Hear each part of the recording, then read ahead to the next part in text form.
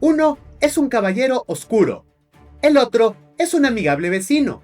Uno planea por edificios. El otro se balancea por ellos. Ambos pelean rodeados de enemigos y su combate se siente casi igual. Pero, detrás de estas similitudes, hay un dato abrumador. Copiar la fórmula de Batman Arkham ha generado casi $4.000 millones a la saga de Marvel's Spider-Man. Spider-Man se inspiró en el combate, el sigilo y la estructura de misiones de Batman para convertirse en una máquina de hacer dinero. ¿Cómo lo logró? ¿Cómo un videojuego puede tomar tantos elementos de otro y aún así romper récords en su género? Hoy vamos a ver exactamente qué hizo Marvel's Spider-Man, en qué elementos se inspiró, qué cosas mejoró y sobre todo, cuáles fueron sus estrategias de negocio y comunicación aplicadas para convertirse en la saga de videojuegos de superhéroes más exitosa de la historia.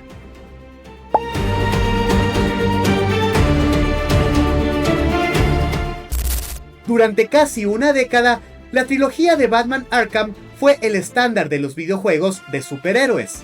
Asylum redefinió el género. City llevó la franquicia a un mundo abierto. Knight refinó todos los aspectos jugables y cerró la historia con una superproducción gigantesca. Y, en el camino, tuvimos una precuela que mantuvo viva la fantasía de Batman, utilizando la misma fórmula. Los estudios internos de Warner Games habían creado algo tan potente que pensamos que nadie los podría superar en años. En 2015, Batman Arkham Knight dio fin a la saga y, con ella, se cerró también una etapa para los juegos de superhéroes de DC. Arkham había demostrado que un juego de acción con buen combate, sigilo y narrativa podía vender millones, generar fandom y marcar a toda una generación de jugadores. Sin embargo, Arkham Knight generó una división en los fans, que debatían sobre si había sido un buen cierre o no. Y, mientras eso pasaba, Insomniac Games, uno de los estudios de desarrollo de Sony, aprendía sobre los aciertos y errores de su competencia. En 2016, en la conferencia de PlayStation del E3, se lanzó el primer tráiler de Marvel's Spider-Man de Insomniac. Solo fue un tráiler cinemático, pero que dejó un mensaje importantísimo. PlayStation 4 iba a tener su propio videojuego exclusivo de superhéroes, y su protagonista sería uno de los personajes más queridos y populares del mundo. Un año después se lanzó el primer gameplay extendido, lo que llamó la atención de muchos jugadores por una razón. Se parecía muchísimo a la jugabilidad de Batman Arkham. Vimos un combate cuerpo a cuerpo con contraataques, finishers con animaciones cinematográficas, enemigos rodeando al personaje en círculo, sigilo desde las alturas, uso del entorno. Era como si la fórmula Arkham se hubiera mudado de Gotham a Nueva York. Y eso no fue un accidente, fue una decisión de diseño y de negocio.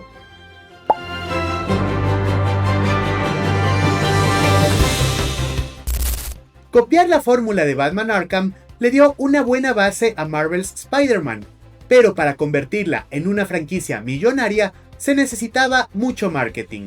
Así que, desde el principio, se preparó una campaña publicitaria que giró en torno a dos ideas claves: exclusividad y fantasía de poder.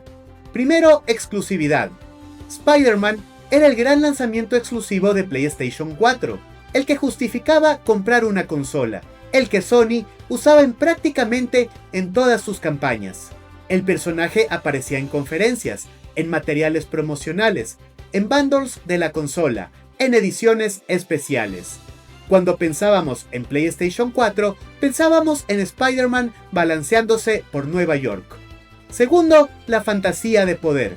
Todos los trailers, todos los spots, todas las demos jugables estaban diseñadas para vender una cosa: la sensación de movernos por la ciudad como Spider-Man. No nos hablaban del sistema de combate ni del sistema de progresión. Nos mostraban persecuciones espectaculares, cinemáticas con villanos clásicos, quick time events llenos de drama y, sobre todo, muchísimo balanceo entre edificios. Y fue precisamente en la campaña publicitaria donde se rompieron los límites entre inspiración y copia. La campaña de Arkham Knight nos decía "Be the Batman". El mensaje era genial. Había un gancho súper potente: ser el caballero oscuro y patrullar Gotham. Años después, Marvel's Spider-Man construyó algo muy parecido: Be Greater. No nos decían que seamos Spider-Man, sino algo más grande, una versión elevada del héroe. Ambas campañas hablaban de lo mismo, de la identidad y del poder del jugador. Uno apelaba a encarnar a Batman, el otro a superar los límites de Spider-Man. Pero, a nivel de marketing, Be Greater tomó ese mismo marco mental de Arkham y lo expandió, conectándolo con toda la imagen del personaje en cine, cómics y cultura pop. Vendieron la idea de que ese exclusivo de PlayStation era el siguiente paso lógico después de Arkham. En vez de esconder las similitudes, Insomniac y Sony las usaron a su favor. Si te gustaba Arkham, aquí tenías algo que se sentía familiar, pero con un héroe más masivo a nivel global.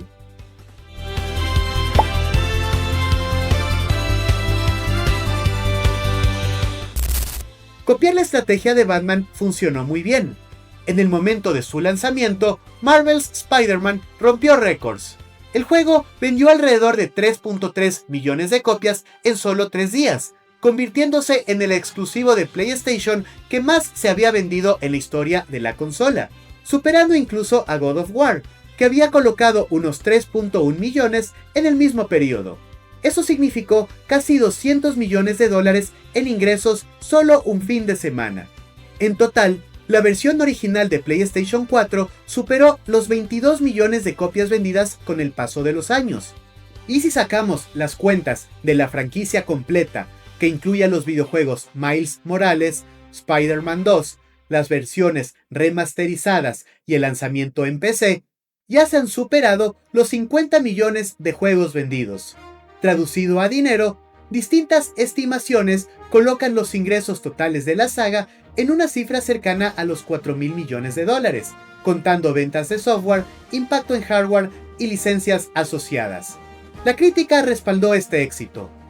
Marvel's Spider-Man obtuvo un 87 sobre 100 en Metacritic, acumuló un porcentaje altísimo de reseñas positivas y muchos medios lo consideraron uno de los mejores videojuegos de superhéroes de la historia. Además, apareció en varias nominaciones importantes, incluyendo los Game Awards, reforzando la percepción que era mucho más que un éxito comercial. Era un producto sólido a nivel creativo. Y, de nuevo, todo esto está construido sobre una base de diseño que, en sus cimientos, ya habíamos visto antes con Batman Arkham. La diferencia real está en la escala de la marca, en cómo se empaquetó el producto, en la campaña que lo rodeó y en la historia que se le contó al público sobre lo que significaba jugar a este Spider-Man.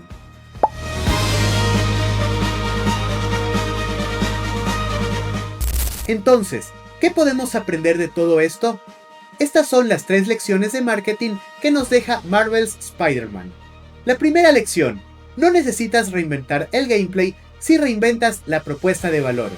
El combate, el sigilo y la estructura de misiones se sienten muy familiares si vienes de Batman, pero el juego no se vendió como otro Arkham. Se vendió como la fantasía definitiva de ser Spider-Man en una ciudad viva. La innovación principal estuvo en cómo se presentó la experiencia, no en cada sistema individual. La segunda lección, la marca lo multiplica todo. La fórmula Arkham funcionó muy bien con Batman, pero cuando esa fórmula fue trasladada a un héroe que tenía una presencia masiva en la cultura popular debido al impacto del universo cinematográfico de Marvel, las posibilidades comerciales se dispararon. El mismo tipo de juego, con una marca distinta, puede moverse en órdenes de magnitud muy diferentes de ingresos. Y la tercera lección, la campaña tiene que vender una emoción, no un sistema. Los trailers de Spider-Man no nos explicaban en detalle cómo funcionaba cada combo. Nos vendieron la emoción de balancearnos, de perseguir camiones, de enfrentarnos a varios villanos clásicos en una sola escena. Esa emoción es la que justificó campañas multimillonarias, anuncios en televisión y presencia en todos lados.